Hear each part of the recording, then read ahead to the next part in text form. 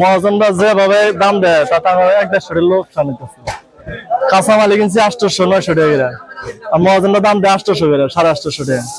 আবার কিছু মাল দাম দেয় যেটা নিম মাল, ওটার দাম দেয় 400-500 টাকা, তাতে আমার লোক শানিতেছে। যে আসলে ভাই আমরা চামড়া কিনে আনছি অনেকটি, প্রায় 200-300 মানে 250 প্লাস আর কি।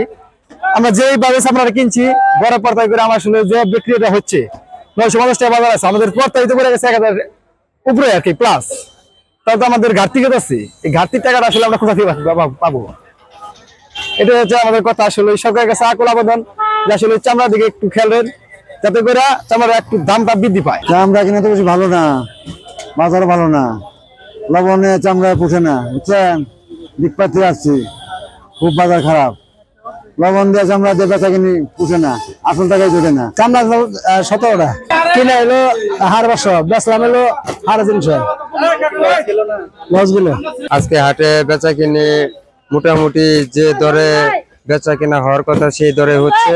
মোটামুটি আমরা মাল কিনেছিলাম 800 থেকে 900 টাকা লবণ খরচা দিয়ে, মাল বেচা কিনে হচ্ছে 1000, 1050, 900 এইরকম। কিন্তু আমাদের যে চাহিদাটা হওয়ার ছিল কিন্তু সেটা বাংলাদেশ সরকারের মাধ্যমে আমরা এখনো পাইনি।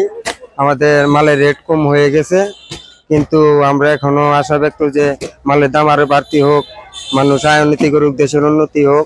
মনে করেন যে 1000 টাকা কিনছি, 1000 বেশি কিনলে আবার একটু কমও কিনছি, যে দাম করতেছে বাজারে এই দামে তো আমরা চালানো হয় না।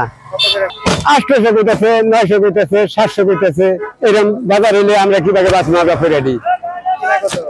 আজকে আমরা হাট মালিক কর্তৃপক্ষ ঈদের প্রথম হাট, গত রবিবার হাটে যে চামড়া আমদানি হবে আসলে আশার অনুরূপ আমদানি হয় নাই। 50 থেকে 60% মাল আমদানি হয়েছে, সেই কারণে আমরা অনেক ক্ষতিগ্রস্ত হব বলে মনে করতেছি হাট মালিক কর্তৃপক্ষ। পাশাপাশি এই হাটে দূর দূরান্ত থেকে যে সমস্ত ক্রেতা, ঢাকা থেকে বিভিন্ন ট্যানারি মালিক পক্ষ বা তাদের পক্ষ থেকে যারা মাল ক্রয় করার জন্য আমাদের হাটে আসেন, এই পাকুটা হাটে তাদেরকে 100% নিরাপত্তা দেওয়া হয়ে থাকে, থাকা খাওয়ার ব্যবস্থা আছে। তাদের কোনো সমস্যা এই 46 বছরের মধ্যে আজ পর্যন্ত কোনোদিন হয় নাই।